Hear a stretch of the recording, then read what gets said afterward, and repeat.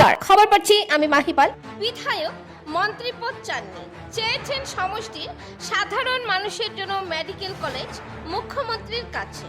সমষ্টির সাধারণ মানুষের বিপদে আপদে সবসময় থাকেন, সমষ্টির জন্য এরকম বিধায়ক পাওয়া ভাগ্যের ব্যাপার। 26-এর বিধানসভা নির্বাচনে লক্ষাধিক ভোটে জয়ী হবেন বিধায়ক বিজয় মালাকার। নিজের সুখ ভোগ বিলাস ত্যাগ করে সমষ্টির মানুষের কথা চিন্তা করে মেডিকেল কলেজ ছেড়েছিলেন মুখ্যমন্ত্রীর কাছে। শনিবার আনন্দপুর জিপির অন্তর্গত 10 নম্বর ওয়ার্ডের ছোটকোনা গ্রামে নিজ বাড়িতে হাইলাকান্দি দর্পণ টিভির প্রতিনিধির সামনে বিধায়ক বিজয় মালাকারের সম্বন্ধে কিছু গুরুত্বপূর্ণ কথা তুলে ধরেন ভৈরবনগর মণ্ডল এসসি মোর্চার সেক্রেটারি বিমল নামশূদ্র।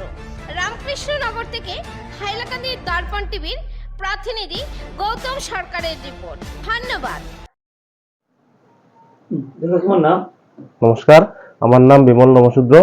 আমি আগে ছিলাম ভারতীয় জনতা পার্টির সক্রিয় কার্যকর্তা, আর বর্তমানে আমি এই ভারতীয় জনতা পার্টির ভৈরবনগর মন্ডলের এসসি মোর্চার সেক্রেটারি। আপনার কত বছর হয়েছে যে সেক্রেটারি হওয়ার? সেক্রেটারি হওয়ার আমার তো 4 বছর হয়েছে। এর আগে আমি ছিলাম সক্রিয় কার্যকর্তা, তারপর যখন রামকৃষ্ণনগর মন্ডল ছিল তখন আমি রামকৃষ্ণনগর মন্ডলের এসসি মোর্চার মন্ডল মেম্বার ছিলাম। আর এখন ভৈরবনগর মন্ডলের এসসি মোর্চার সেক্রেটারি। আচ্ছা, আগামী 26-এর বিধানসভা নির্বাচনে আপনি বিধায়ক হিসাবে এই সমষ্টি থেকে কাকে দেখতে চান? দেখেন, বিধায়ক হিসাবে তো অনেক বিধায়ক দেখেছি, কিন্তু আমাদের জনদরদী বিধায়ক দাদা বিজয় মালাকার, উনার মতো বিধায়ক আমি কোনোদিনও দেখিনি। এবং আমার আগে যারা ছিলেন, আমরা অনেকের মুখেই গল্প শুনেছি যে আমাদের বয়োজ্যেষ্ঠ যারা ছিলেন তারাই বলেছেন যে আগে এরকম কোনো বিধায়ক আমরা দেখিনি।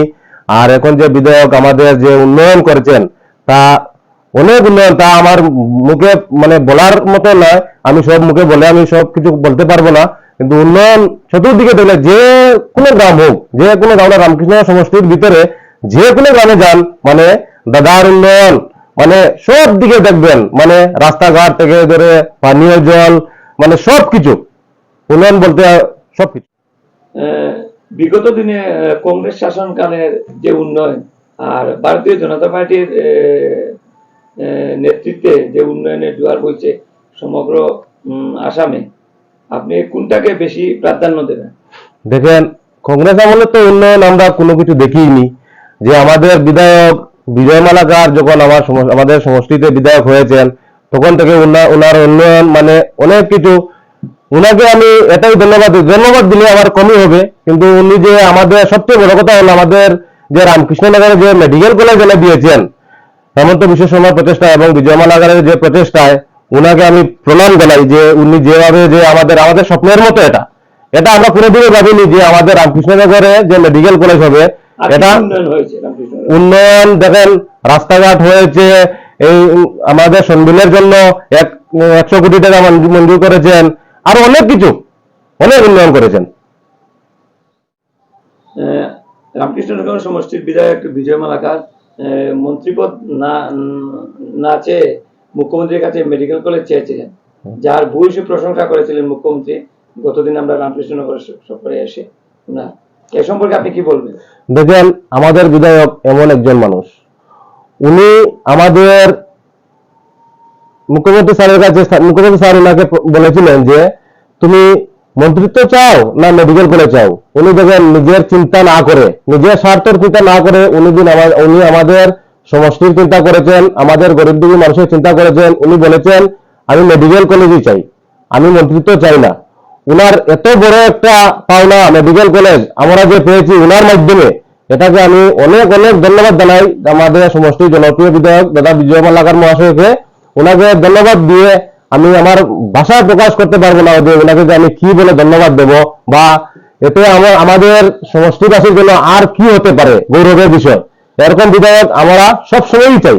দেখেন, আমাদের এই যে বিধায়ক, উনি এমন একজন মানুষ, আগে যারা বিধায়ক ছিলেন তাদেরকে কোনোদিনই দেখা যেত না, ওনাদের ঘরে গিয়ে ওনাদেরকে পাওয়া যেত না। এখন যে বিধায়ক রাত্রে 12টার সময় যান, 1টার সময় যান, যে কোনো সময় যান, উনাকে আমরা গিয়ে পাই। ওনার কাছে কোনো ভেদাভেদ নাই, সবাইকে, গরিব ধনী যেই হোক সবাইকে উনি সুনজরে দেখেন, এক সমানে সবকে দেখেন। কিন্তু উনি এমন একজন মানুষ, ওনার মতো মানুষ ভাবিনি যে আমরা পাবো আমাদের রামকৃষ্ণ সমষ্টিতে। আমরা চাই উনি 26-এ আবার আমাদের বিধায়ক হয়ে আসেন। আমরা আশাবাদী উনি 1 লক্ষেরও অধিক ভোটে বিজয়ী হবেন।